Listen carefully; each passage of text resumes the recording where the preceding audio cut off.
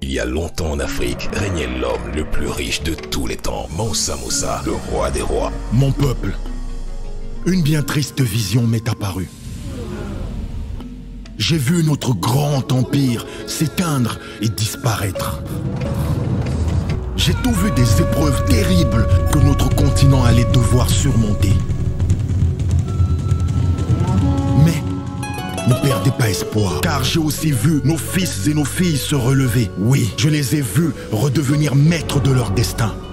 J'ai vu notre potentiel grandir et grandir. J'ai vu les yeux du monde se tourner vers nous.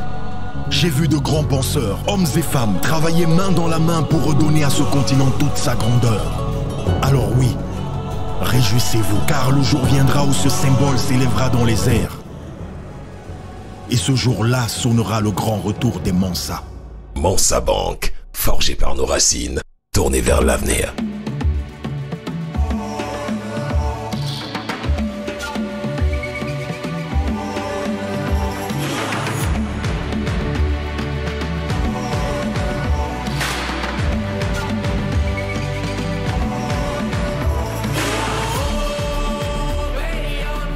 Marc Aurel, je suis enchanté et ravi de me retrouver à cette étape de l'aventure parce que Jeune Mansa, en plus d'être une aventure, est vraiment une réelle opportunité pour nous jeunes entrepreneurs.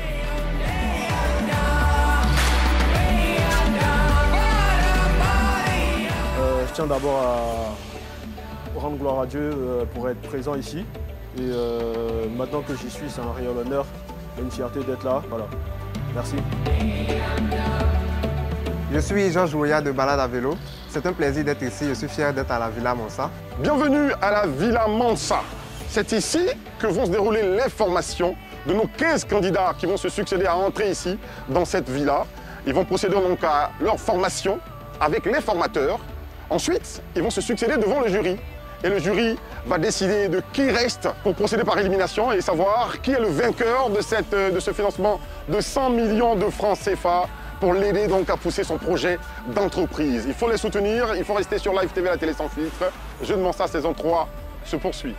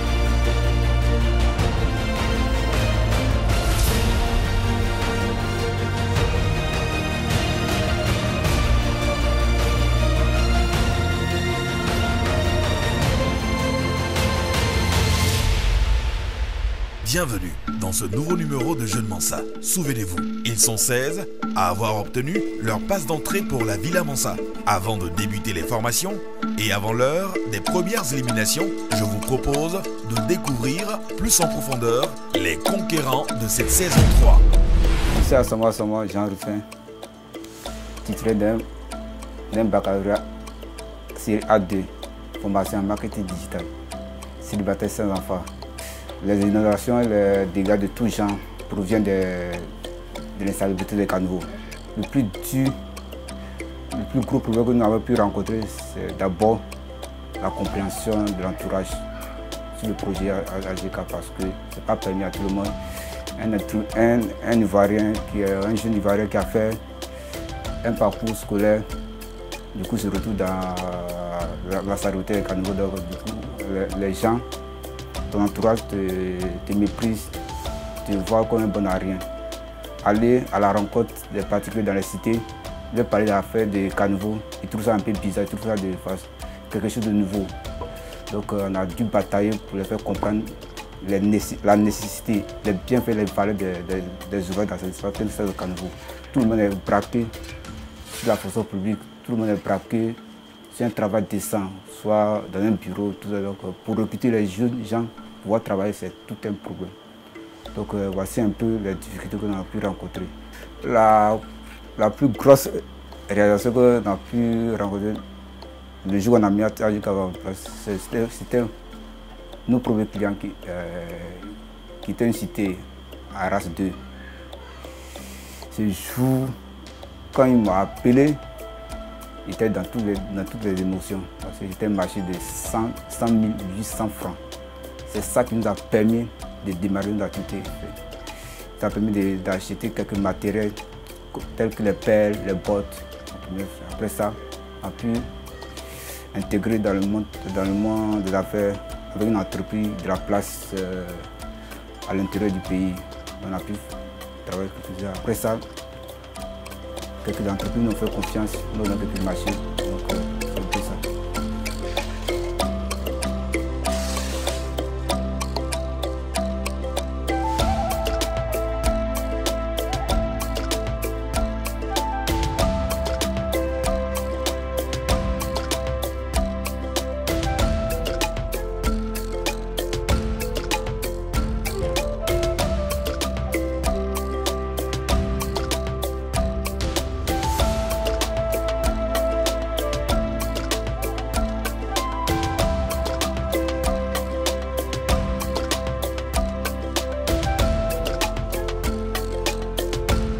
Ça a été difficile, surtout au niveau des ressources humaines. Les ressources humaines parce que les gens, les employés n'arrivent pas à nous comprendre. Nous comprennent parfaitement parce que des fois, si ça arrive là, le jour de la paix, ils sont prêts à tout. Jusque moi. Une fois, ils m'ont bastonné, ils m'ont tabassé en leur faisant comprendre qu'il n'y a pas l'argent. Donc tout ça, ça a été difficile. Mais à partir de cela, on a tiré les leçons de ça en mettant les choses en place. Avant d'intégrer l'entreprise, tu as une fiche d'engagement à remplir, prenant en compte toutes les conditions de travail avant de t'intégrer. Des fois, il me trouve seul, donc j'essaie de faire les choses pour oublier certaines choses. Mais surtout, c'est les membres de ma famille et ma collaboratrice qui me remontent, me donnent toujours de l'espoir. Des fois, ils partagent mes doutes, mes désespoirs avec eux. Tout comme fait, je suis un jeune entrepreneur, je suis un homme qui est tout à la recherche de belles opportunités. C'est une belle opportunité que je dois saisir. Donc depuis la première édition, j'ai postulé jusqu'à ce jour. C'est quelqu'un qui est beaucoup persévérant, qui est beaucoup croyant, qui croit en lui-même. Quand il marche, il a vu les salubrités des caniveaux. Je me suis dit peut-être qu'il y a une place dans ce domaine-là, parce que les caniveaux sont abandonnés. Donc c'est un peu bizarre, mais j'aime le défi, j'aime le challenge dans la vie, j'aime l'entrepreneuriat.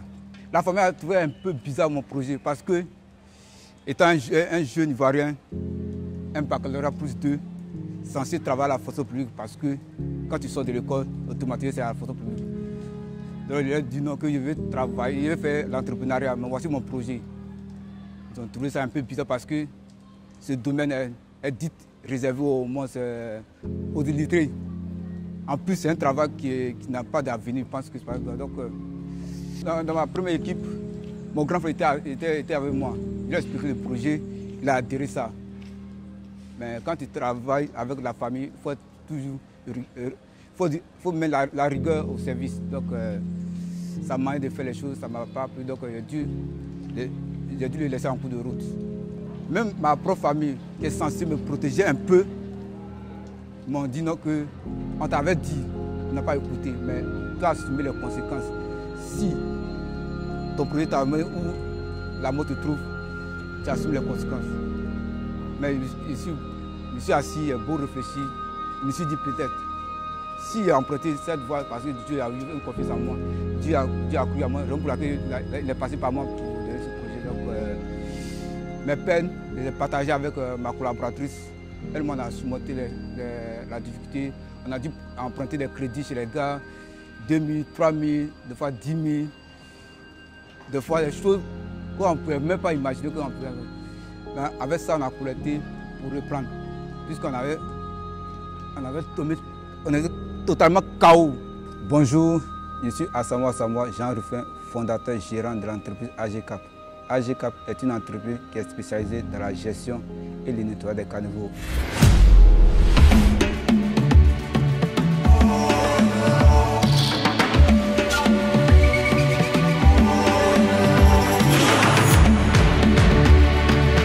Bonjour, bienvenue à Creative Studio, là où la magie opère, suivez-moi.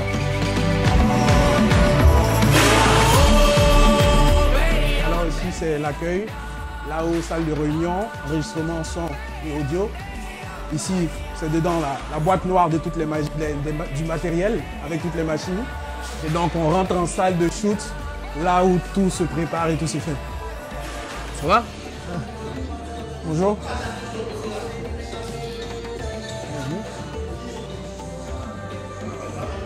Salle de prise de vue, donc où, comme je disais, la magie opère avec les équipes techniques. On a décor, fond de studio, un cyclo de plus de 60 mètres carrés, donc qui nous permet d'accueillir tout ce qu'on veut en termes de production photo et vidéo. Et donc ça permet de créer tous les contenus qui sont sur la plateforme, en tout cas la majorité, parce que pas mal de contenus aussi sont créés en dehors du studio. On a l'équipe donc avec le photographe, le directeur artistique qui est aux manettes, à la machine. Donc ils sont tous drivés et dirigés par le directeur artistique, voilà, qui lui oriente un tout petit peu la création, les scènes, ce qu'on doit faire et qui donne un peu le ton de la séance. Et donc on a automatiquement le retour écran.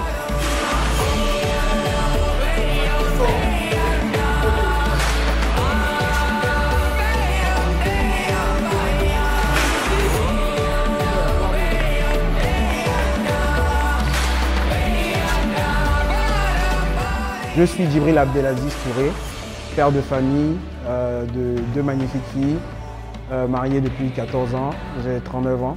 Je suis de formation ingénieur en système d'information. Avant j'étais technicien, j'ai fait un BTS en électronique et un bac électronique aussi. Et j'ai basculé très vite dans la communication par passion.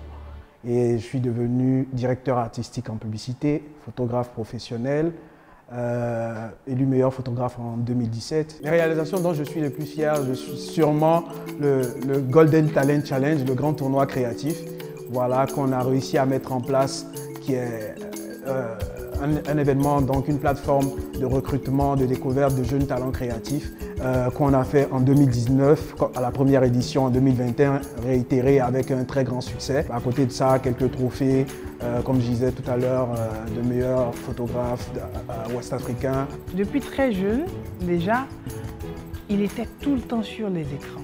Tout ce qui est images, tout ce qui est numérique, il était vraiment à fond. Et je vais vous raconter une anecdote. Quand on était plus jeune, à force de jouer aux jeux vidéo, Aziz avait tendance à avoir les mains qui avaient la forme des manettes.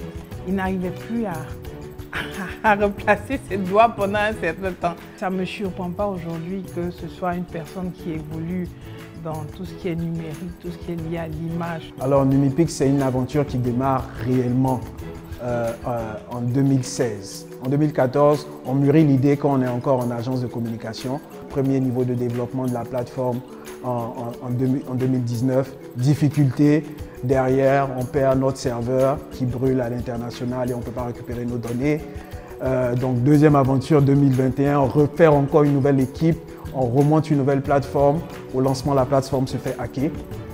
On perd encore la plateforme, mais en même temps, ça nous construit. Ça a fait que on a une vision qui commence à se préciser sur ce qu'on est en train de faire. Mais la plateforme Numipix qui non seulement produit, vend, commercialise et en même temps aussi doit gérer tous les aspects technologiques du sujet, c'est quelque chose d'autre et on le découvre progressivement jusqu'à arriver aujourd'hui au point de relancer cette plateforme-là et d'être aussi pas mal fier du nouveau développement que ça.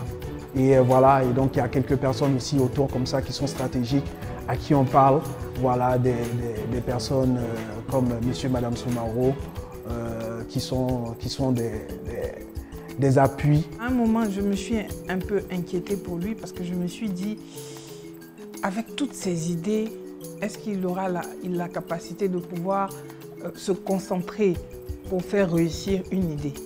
Mais après aussi, j'ai compris que c'est l'euphorie du jeune entrepreneur. On se dit, on peut faire tout, on est puissant, on a la capacité, on peut le faire. C'est l'histoire d'un gars chanceux qui n'en avait pas conscience.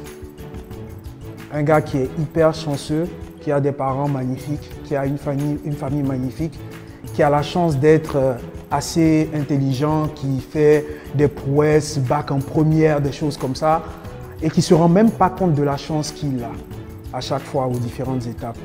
Et jusqu'à justement rentrer dans l'entrepreneuriat, même rencontrer toutes ces grandes personnalités, des présidents de la République, des premiers ministres qu'on photographie et tout ça, avec qui on passe du temps. Je trouvais un peu d'orgueil, je trouvais un peu... C'était lié au fait que c'est normal, hein, à partir d'un certain âge, on découvre le monde, on découvre des choses. Mais ce n'est plus cette personne-là. Et justement, à ce moment, il y a des choses qui arrivent dans la vie. Il y a des moments clés dans la vie pour vous rappeler en fait que vous êtes vraiment chanceux. Et là, moi, je dis, je suis un vénard. Un vénard, mais pas possible. Aujourd'hui, je souris partout. Je suis complètement différent. Je dis Alhamdulillah, gloire à Dieu, en tout temps, parce que je me rends compte du niveau de chance que j'ai. Il est très créatif, très très créatif. Aziz est capable de vous faire partir d'une simple petite idée à aboutir à quelque chose de très élaboré, quelque chose de très structuré. Vous découvrez que ce n'est pas qu'une idée, ça peut être un projet avec plusieurs phases. La vie me met KO vraiment à un moment important. C'est un moment où je fais un twist dans ma vie, où je décide d'être regardant sur chaque chose que je fais, de faire un peu plus attention dans la vie. Et je me rends compte qu'il y a beaucoup de laisser-aller dans ma vie. Je recadre les choses, j'essaie de devenir une personne meilleure. Et c'est à ce moment-là que je commence à tout perdre. Et c'est à ce moment-là que dans ma famille, avec mes amis, complètement tout, je me retrouve pratiquement à la rue. Je suis obligé d'aller me recoucher dans ma chambre d'ado, chez mes parents. Après avoir salué les présidents et tout le monde et bossé avec eux, je me retrouve dans ma chambre d'ado. Et là, je prends le temps de réfléchir. Et de dire, si Dieu me permet de sortir de là, je serai heureux le reste de ma vie, quel que soit ce qui va arriver. Et derrière, il me donne la chance de faire une œuvre que tout musulman recherche, donc le voyage saint. Et derrière, ça me reconstruit et ça me fait repartir.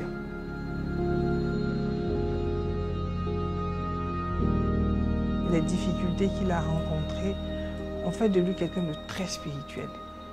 Très, très, très spirituel. Jeune Mansa, déjà c'est le challenge, c'est le côté challengeant de la chose. Au-delà du financement de 100 millions, bien sûr, comme je le disais, c'est vraiment un input. Pour cette aventure Jeune Mansa, je souhaite que mon frère remporte le prix et je sais qu'il va remporter ce prix-là.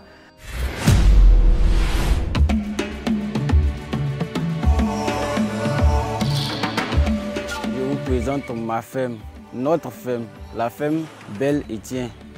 Autrement dit aussi d'Inde d'Ivoire. Je vous fais la visite.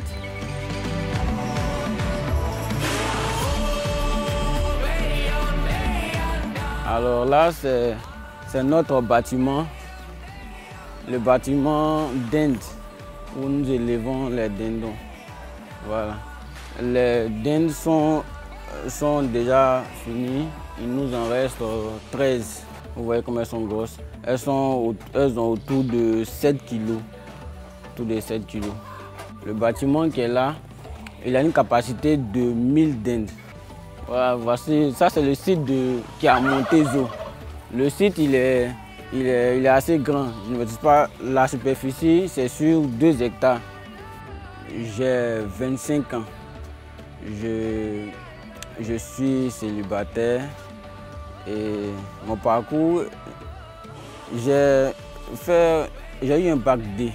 Et après le bac D, j'ai été orienté en psychologie. Et en psychologie, là, j'ai vécu de très belles expériences où j'ai fait 2 années en psychologie. Mais pendant que je faisais ma 2e année, c'était entre... Je faisais à la fois l'élevage de dinde et à la fois les études. On a commencé avec 10. les 10, nous sommes allés à Boisseau et il y avait une grande demande, mais il n'y avait pas assez de livreurs. Donc on a décidé d'aller à 250. Et arrivé à 250, on a fait, ça a été un succès. Mais la deuxième vague, on a perdu carrément les dindonneaux parce qu'il y a la pluie qui avait tous les poussins, avait tué les poussins. Donc on a dû revoir un peu le site. Heureusement, on a eu un bon site qui est toujours à Boisseau. Et on est passé à 350, 350, 650 et actuellement nous sommes à 1000. Voilà, donc en fin d'année, nous comptons passer à 1500. Je me nomme Abdego Francis Modeste. Je suis le grand frère à Danvi Gilles. Dans le bas âge, il aimait beaucoup faire le l'élevage des poulets. Ce qu'il faisait ici dans cette cour-là, l'élevage des poulets. Et à chaque fois, bon, il n'arrivait pas à les canaliser. Il n'arrivait pas à les canaliser. Souvent, ils sortent, quand ils sortent, les soirs, ils reviennent. Quand les poussins reviennent, ils viennent, enfin, ils sont sortis peut-être 8. Quand ils sortent 8, peut-être il y a 6 qui rentrent, à chaque fois ils se plaignent. On vivait tranquillement dans notre coin, on n'avait pas de soucis. Et un jour, le jour où je passais le bac, j'étais en train de composer et on m'appelle pour me dire que mon papa est tombé, que j'ai perdu mon papa pendant que je passais le bac. Donc j'avais déjà prévu comment j'allais sauter de joie et tout. Mais le jour du résultat, je n'ai pas pu vraiment exprimer ma joie. Et depuis lors, bon, je n'arrive pas à exprimer grandement mes joies, mais c'est pour ça que au niveau de ma vie, c'est ça. Voilà, c'était au décès du vieux en 2017. Vraiment, en juillet 2017. Vraiment, ça n'a pas été facile. Franchement, ça n'a pas été facile. C'est vraiment un coup dur. Je m'appelle Innocente Brandino Akasato. Je suis la maman de Danvi Jules. C'est lui-même qui m'aide. L'école, il a eu le bac, il a commencé l'université là. Il fait l'autre. Il fait l'université, il fait ses poulets et dindons. Depuis tout petit, le rêve ultime, c'est de pouvoir avoir une grande ferme qui a une capacité de peut-être 100 000 dindes, 100 000 poulets de chair peut-être, et un peu de tout. Mais avoir vraiment un endroit, c'est-à-dire un espace, mais sur plusieurs hectares, avoir des champs à perte de vue pour pouvoir nourrir les animaux et nourrir vraiment les populations de l'Afrique. Quand il veut aller faire quelque chose, même si toi tu n'as pas son argent, il veut que forcément tu trouves son argent pour lui donner. Et tu vas aller faire. La dinde, c'est très rentable. C'est très rentable parce que comment tu peux imaginer que tu perds 30% à 40% des dindonneaux la première semaine et on arrive à être rentable. C'est-à-dire qu'avec 1000 dindes, tu te retrouves avec peut-être 600 dindonneaux et on est encore rentable, on est rentable. J'ai pris pour lui pour qu'il puisse prendre au sérieux comme de la manière qu'il est aujourd'hui et demain. Que Dieu Tout-Puissant, que le Saint-Esprit, que l'Esprit Saint aussi veille sur lui pour ce concours.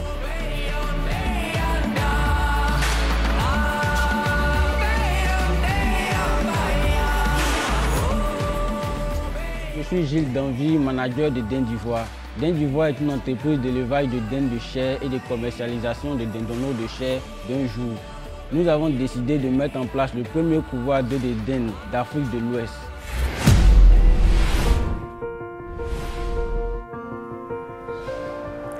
Bonjour à tous, je suis Soro Karim, manager général CEO de Innov Universe, dont la filiale qui est chargée de la recherche technologique et de l'innovation en NTIC et Innov High-Tech.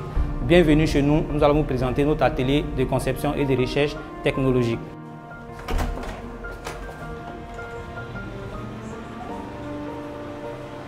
Ici, nous sommes à l'accueil au secrétariat et vous voyez, ça c'est une de nos conceptions qui est là. Nous sommes avec M. Emmanuel Kahn, qui est le DAF. Et d'ici, nous allons continuer la visite. Nous avons là la salle machine qui est normalement interdite d'accès. Alors ici, nous avons la salle d'exploitation.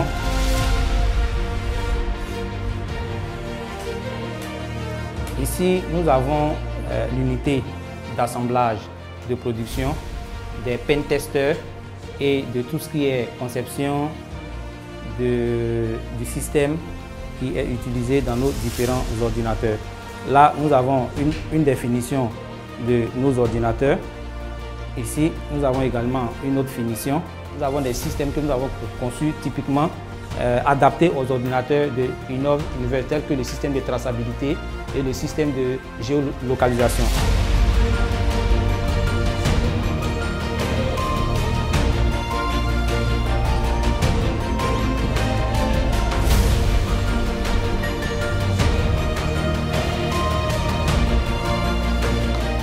Parti d'un constat qui est de pouvoir concevoir des ordinateurs adaptés aux réalités africaines, aux besoins africains et de pouvoir combler un certain nombre de besoins dans le quotidien de tout un chacun, nous avons décidé de concevoir des ordinateurs, des outils informatiques, des périphériques pour l'Afrique, pour les Africains, pour le monde entier. L'ordinateur est constitué d'un clavier bilingue.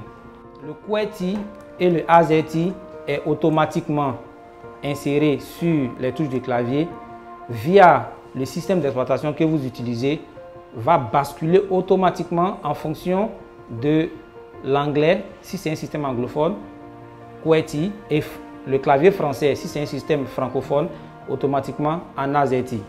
Celui-là par exemple, c'est l'une de nos dernières créations avec un double écran qui permet de pouvoir partager les tâches au fur et à mesure que vous travaillez. Au-delà de l'aspect des claviers, nos ordinateurs ici ont des coques ici avec des gravures spécifiques. Au-delà des gravures, nos ordinateurs sont équipés d'un système de traçabilité. Il vous permet de pouvoir retrouver l'ordinateur en cas de perte. Au-delà du système de traçabilité, les ordinateurs Made in Côte d'Ivoire ont un système de recharge automatique via panneau solaire. Ce modèle est en finition, mais déjà nous pouvons en parler pour que les gens sachent un peu ce que nous faisons dans l'ombre. Ça, c'est une clé. C'est une clé, mais non des moindres. C'est plutôt un ordinateur, voilà, qui ressemble plutôt à une clé. Et cet ordinateur est l'un des plus petits ordinateurs au monde qui marche sur n'importe quelle interface de télévision.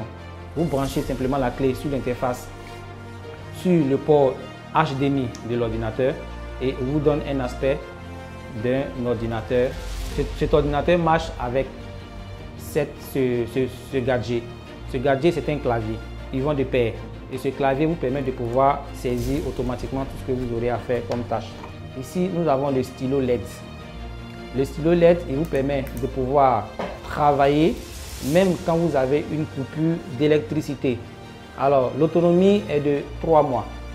L'autonomie de la pile est de 3 mois et elle est rechargeable. Autre innovation technologique, nous avons les tablettes éducatives Innov Univers.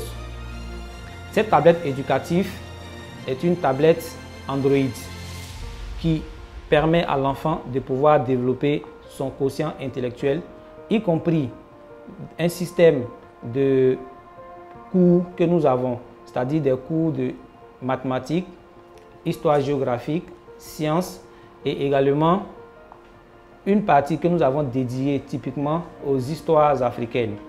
Alors cette tablette a deux interfaces, l'interface adulte qui est là, l'interface Android, 4G et nous avons également la partie enfant dont nous avons l'interface qui vous permet de pouvoir faire un système de contrôle parental. Avec cette tablette, le parent peut aussi contrôler tout ce que l'enfant fait à distance. C'est-à-dire, vous connectez la tablette via l'interface de votre téléphone et quand vous êtes soit au travail que l'enfant utilise la tablette, vous pouvez éteindre la tablette à distance. Vous pouvez contrôler tout ce que l'enfant fait et également nous avons installé un système de pare-feu qui empêche l'enfant de pouvoir aller sur des sites qui ne sont pas appropriés. J'ai grandi dans un environnement assez protecteur, familial. Et dans cet environnement, mon père il était technicien à la Cité Araï. à la Citarail et nous avons grandi dans tout ce qui est technique, tout ce qui est mécanique, tout ce qui est technologie. Quand j'ai fait mon cycle secondaire, j'avais le choix en ce qui concerne l'orientation, mais je savais plus ou moins ce que je devais faire, ce que je voulais faire.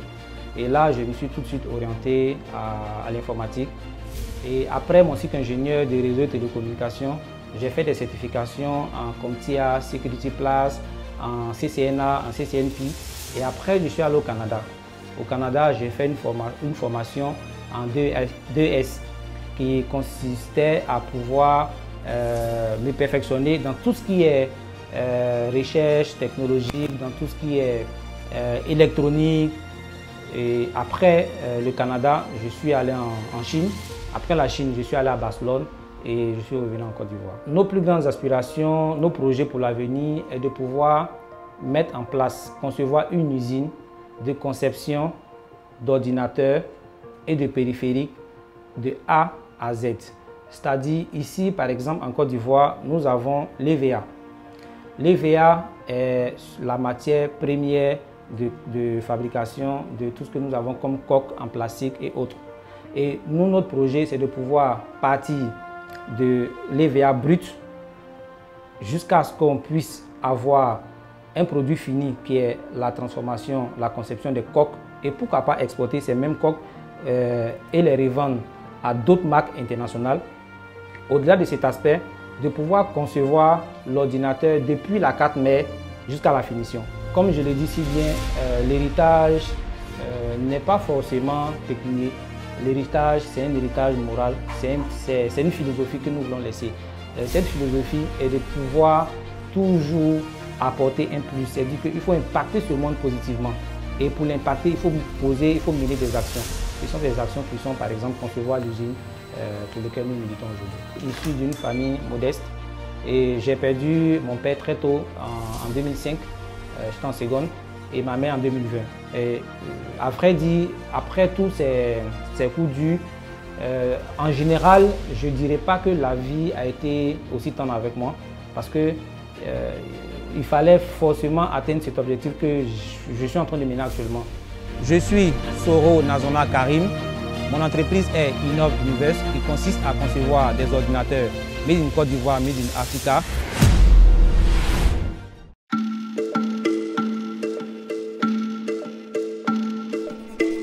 Nous sommes en immersion chez Facodrop. Ça nous emmène à vous demander dans quel secteur d'activité précisément vous êtes. Alors nous sommes dans le secteur de la livraison urbaine. Nous sommes d'abord la première application de livraison made in Côte d'Ivoire. Donc ça c'est une première en Côte d'Ivoire et notre particularité c'est que nous livrons avec des motos électriques. Motos sur lesquelles nous sommes assis, qui sont plutôt confortables, non? Bah oui, confortables. À Facodrop, on a commencé il y a 2 mois. Il y a 2 mois seulement? Exactement, il y a 2 mois. D'accord. Très bien. Farid Ouattara, Facodrop est lancé. Ok. Qu'est-ce qui fait la différence entre vos services de livraison avec tout ce qui existe déjà sur le marché? Bah, la première différence, nous sommes assis plutôt sur cette différence-là, ce sont nos motos électriques. Donc aujourd'hui, on se positionne comme le premier service écologique ivoirien, mais pas que ouest-africain.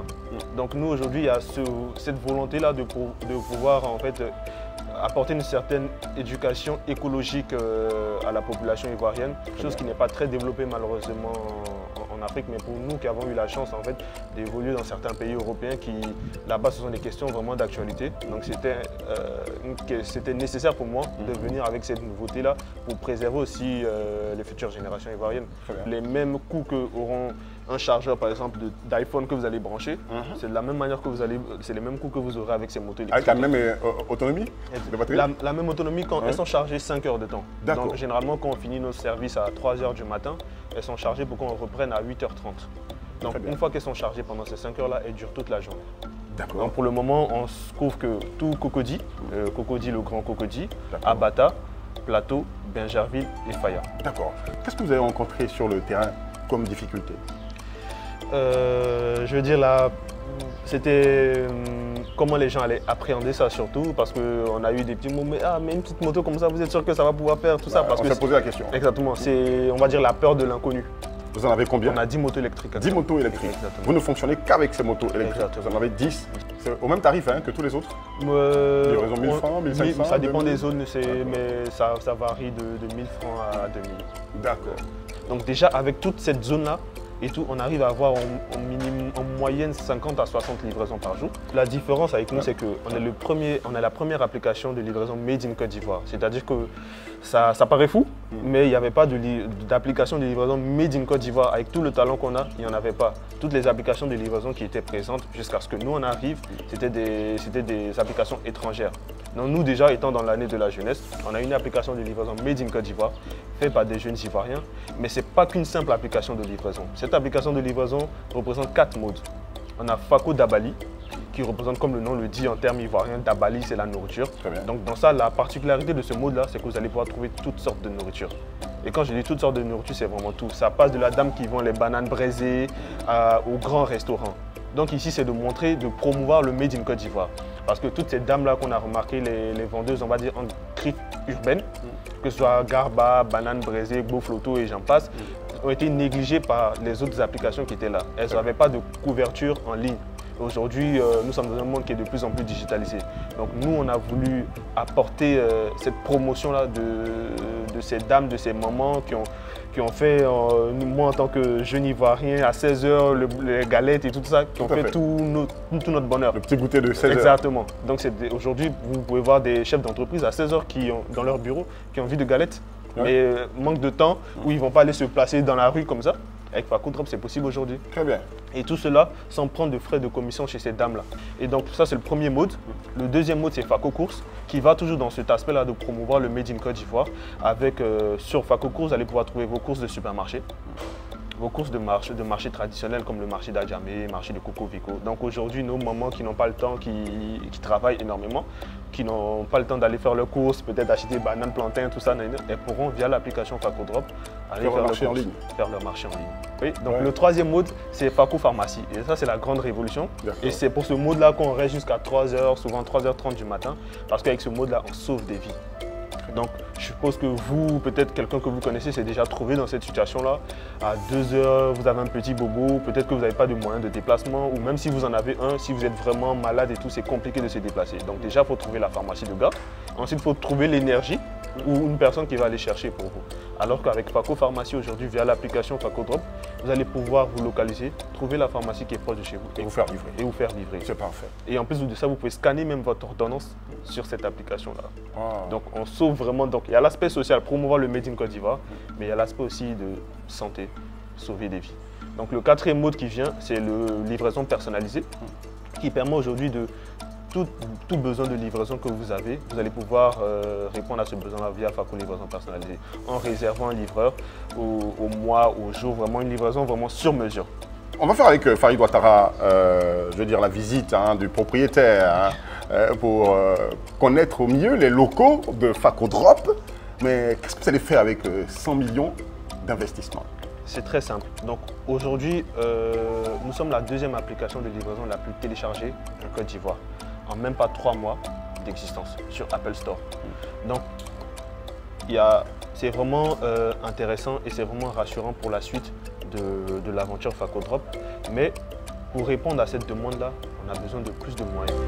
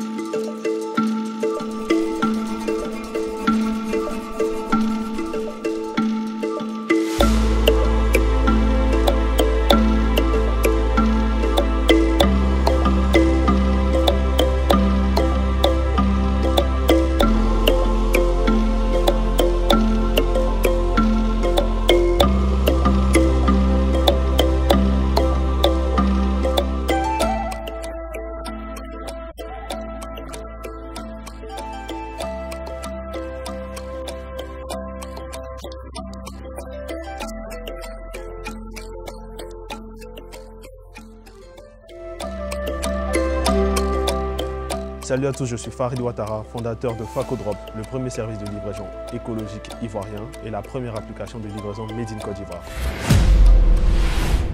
J'ai 38 ans, ça me fait 10 ans que je suis dans le métier de l'agronomie.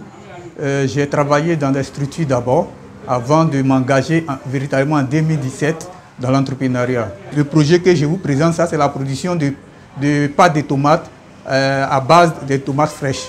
Nous sommes en milieu rural, nous travaillons pour l'agriculture, dans le milieu de l'agriculture. Et on a souvent des intempéries qui font que nos récoltes que nous faisons, souvent on n'a pas de bons prix. Et souvent aussi on a des inondations et autres.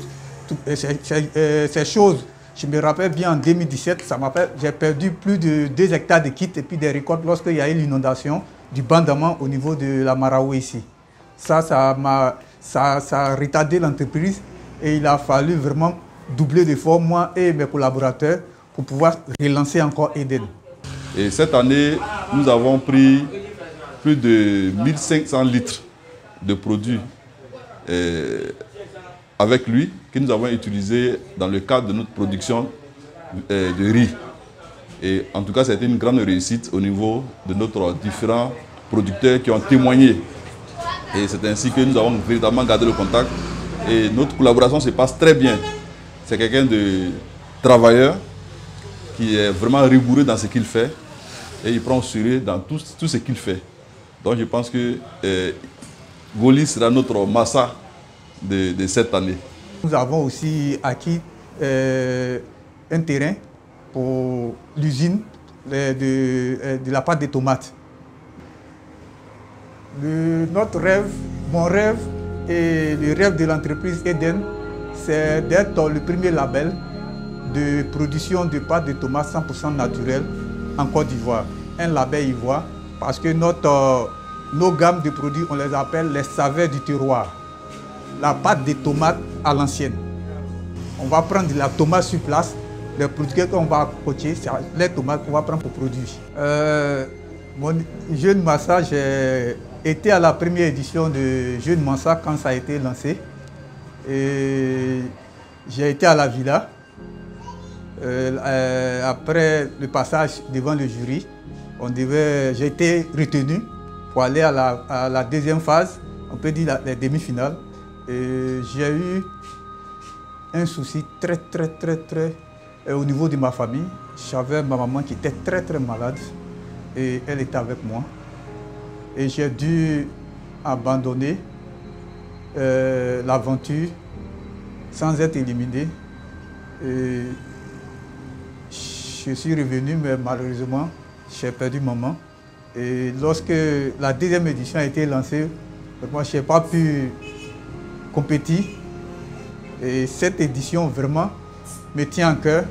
Je pense que cette édition, je serai le Jeune Mansa saison 3, pour la mémoire de ma mère.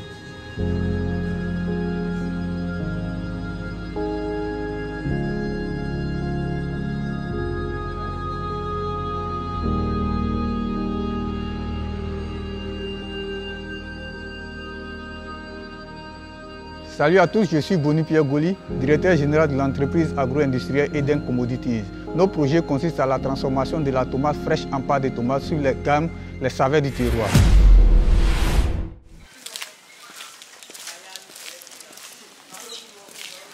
Jeune Mansa, 3e saison.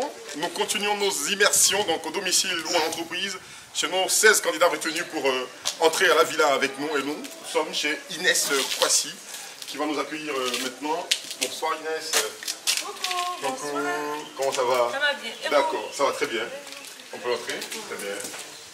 De nos jours, combien d'enfants en Afrique meurent juste pour cause de malnutrition, juste par manque de moyens? Mama Milk Kid est venue révolutionner la farine en Côte d'Ivoire, la farine pour bébé, je précise. Pendant que nous sommes en Afrique, nous possédons d'innombrables richesses, nous possédons tout ce que Dieu nous a donné, nos enfants meurent juste par manque de moyens et par manque de produits bio, de produits sains. Alors, Mama Milk Kid est une farine à moins de coût qui est consommée par l'enfant à partir de 6 mois. Quand bébé consomme Mama Milk Kid, il commence à manger, à avoir l'appétit. Il facilite la digestion de bébé et il rend bébé intelligent. Maman, on est fiers. Parce que ça développe aussi la croissance intellectuelle de bébé. On a besoin de machines, de grandes machines, vu qu'on produit de manière manuelle. Ça aide bébé, mais on produit de manière manuelle. Donc tout le monde n'en a pas. Puisque généralement, quand on nous contacte, c'est déjà fini, c'est déjà fini. Donc on a besoin de grandes machines pour produire en quantité. Je pense que c'est un projet à prendre en compte parce que l'intérêt que ce produit apporte est grand. Et ce produit va permettre de relever beaucoup de nos enfants qui souffrent beaucoup de la malnutrition. Je suis sage-femme puéricultrice. D'accord. À quoi cela consiste-t-il, votre métier? Ça consiste à prendre en charge au niveau nutritionnel des enfants et des grandes personnes aussi, les enfants malnutris. D'accord. Ma fille Inès, elle est vraiment une fille battante. Elle est battante. Parce que moi-même, étant du corps médical, l'idée ne m'est pas venue de créer cette société, disons, de fabriquer ces farines-là. C'est elle. L'usine n'est pas implémentée ici à Abidjan parce que ici l'espace n'est pas assez grand. Donc déjà à Beauville, on a l'espace adéquat et puis on trouve facilement les produits à Beauville puisque les produits nous viennent généralement des plantations. Elle a du fougue, elle a de la volonté, elle y était. Et c'est dans son évolution que nous l'accompagnons. Donc elle y était déjà. Elle a commencé déjà avec maman. Donc voilà. Maman, elle était avec elle depuis le début, dans le Baka on dira. Et nous, on l'accompagne pour le développement et pour la continuité. Déjà, j'ai besoin des 100 millions pour développer la farine Mama Milk Kid, qui est une farine qui possède d'innombrables vertus, qui est une farine qui sera très bénéfique pour nos enfants. Nous travaillons avec des producteurs de villages et tout. Nous prenons les produits là et nous les transformons.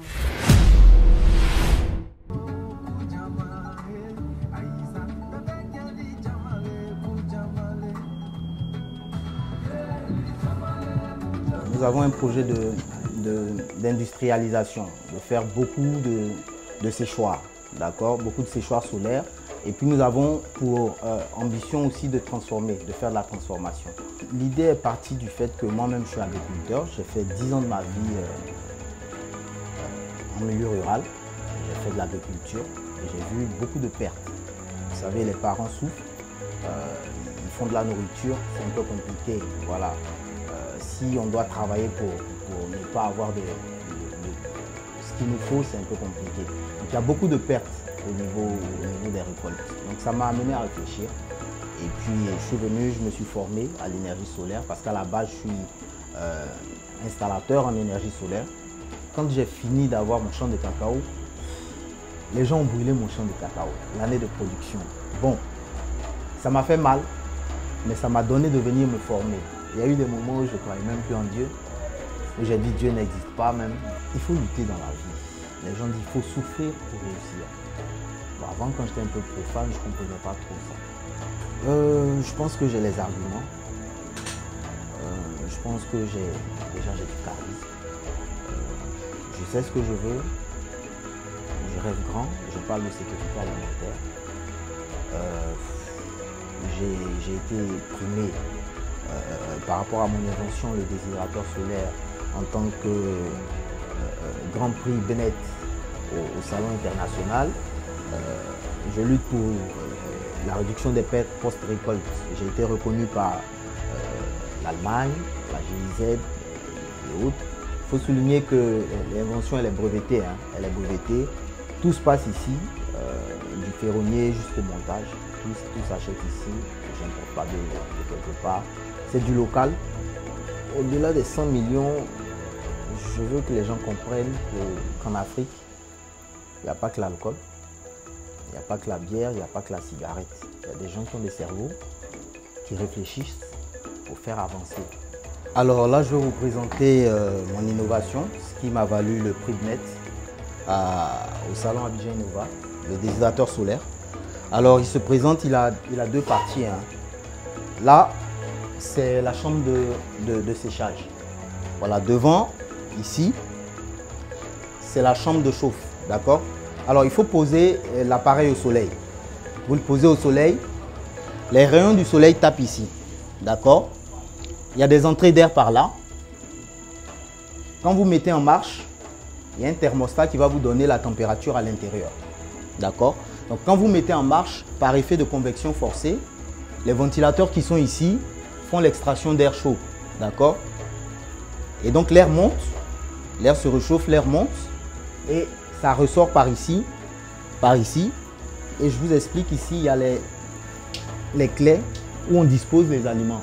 Voilà, vous disposez les aliments dedans, vous rangez, d'accord, vous fermez et donc l'air chaud monte et c'est le circuit, d'accord, qui déshydrate nos aliments.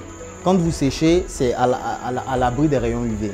Voilà, à l'abri des rayons UV, donc ça conserve la couleur, c'est protégé de la poussière, d'accord, des mouches et tout ça. Et ça vous donne, parce que c'est basse température, ça vous donne des aliments qui ont la nutrition qui est complète. Voilà, ça garde les vitamines, les oligo-éléments et tout ça. Il y a un thermostat ici. Voilà. Il y a un thermostat là. D'accord. Je vais connecter pour vous montrer un peu. Tac. Quand vous allumez, vous voyez, il se met en marche. Les ventilateurs font l'extraction d'air. Il y a le thermostat qui indique la température à l'intérieur. Et ça marche avec un... Il faut connecter un panneau solaire. Voilà, vous connectez un panneau solaire. Il est 100% solaire, thermo-photovoltaïque. Et puis, voilà, si vous l'avez au champ, ça marche. Vous pouvez garder chez vous à la maison, d'accord, pour sécher vos épices, les champignons, et voilà, tout ce qui touche à l'agriculture, en tout cas, tout ce qui est matière agricole. Je suis Dick Roland Debeu, manager général adjoint à Arcade Entreprise. Arcade Entreprise est une entreprise qui conçoit, fabrique et vend des déshydrateurs solaires made in Côte d'Ivoire. Qu'est-ce qu'on dit? Bonne chance, papa! Ayant pour passion de découvrir la Côte d'Ivoire et je n'ai pas les moyens de pouvoir le faire en moto ou en voiture, en avion, j'ai décidé comme ça de le faire à vélo.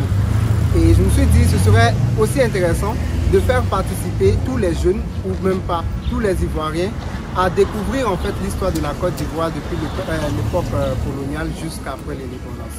C'est ainsi qu'est né Balade à vélo, un événement touristique destiné à visiter les localités attrayantes de la Côte d'Ivoire et surtout faire découvrir cette histoire-là de la Côte d'Ivoire aux étrangers, aux personnes qui viennent, aux touristes par exemple, et même pourquoi pas aux Ivoiriens eux-mêmes qui ignorent encore cette histoire. Ce pont a été renommé le pont de la Victoire. C'est dû à la marche qu'ont effectué les Dames Glorieuses sur la ville de Grand Bassam dans le but de libérer leur mari qui était en prison à l'époque coloniale, qui était enfermé par le colon. Et c'est cette marche-là qui a conduit la Côte d'Ivoire à son indépendance.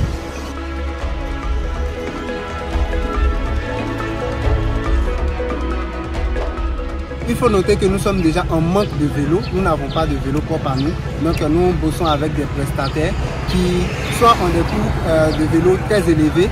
Comme aujourd'hui par exemple pour ces vélos, nous avons dépensé 100 000 francs que pour la location et le déplacement. Et il faut aussi gérer la nourriture. Même si c'est une activité où les personnes payent, il faut quand même que l'organisateur puisse se nourrir en fait de son projet. Et donc, quand nous participons à Jeune Mansa, c'est pour déjà acheter nos propres vélos, les mettre en location et aussi mettre quelques-uns en vente.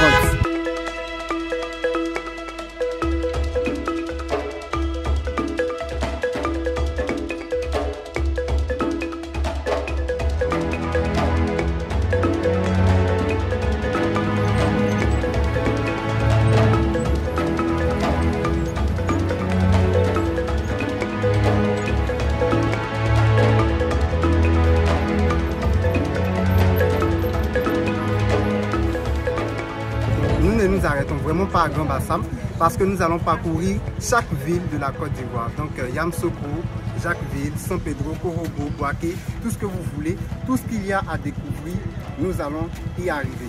mais surtout à vélo. Tous les gouverneurs qui sont passés en Côte d'Ivoire, en ce temps, ont logé dans ce palais, dans ce bâtiment juste derrière moi, qui est devenu un musée des costumes.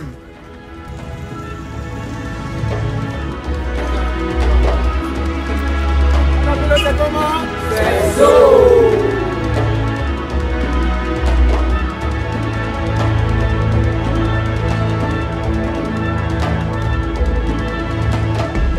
Je suis Georges Ouya, l'initiateur de Balade à vélo, une entreprise dont l'objectif est de parcourir la Côte d'Ivoire à vélo tout en visitant les plus belles localités touristiques du pays. Moi, c'est Dosso Zoumana, fondateur de Ecoland. Mon entreprise consiste à collecter et à recycler les déchets pneumatiques. Je suis Diaby Aïcha et mon entreprise Takina consiste à industrialiser la transformation de la mangue en jus. Je suis Marie-Danielle Miresso. Mon projet est à Noseko, un restaurant Afrofusion où on revisite la street food africaine en plat gastronomique d'exception.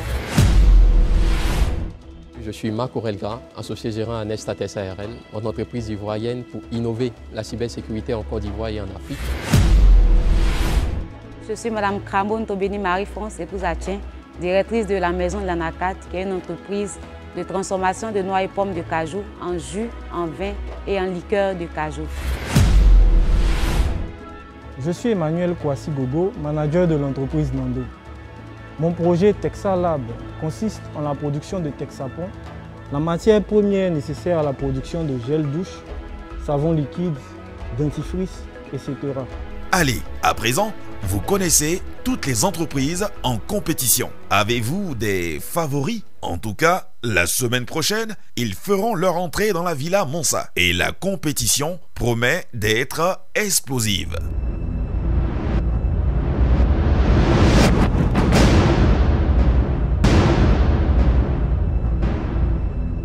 Il y a longtemps en Afrique, régnait l'homme le plus riche de tous les temps, Mansa Musa, le roi des rois. Mon peuple, une bien triste vision m'est apparue. J'ai vu notre grand empire s'éteindre et disparaître. J'ai tout vu des épreuves terribles que notre continent allait devoir surmonter.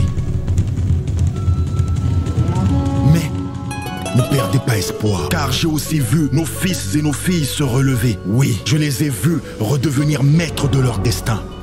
J'ai vu notre potentiel grandir et grandir. J'ai vu les yeux du monde se tourner vers nous.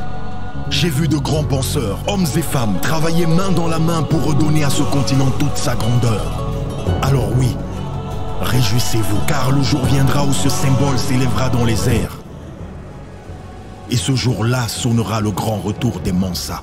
Mansa Bank, forgé par nos racines, tourné vers l'avenir.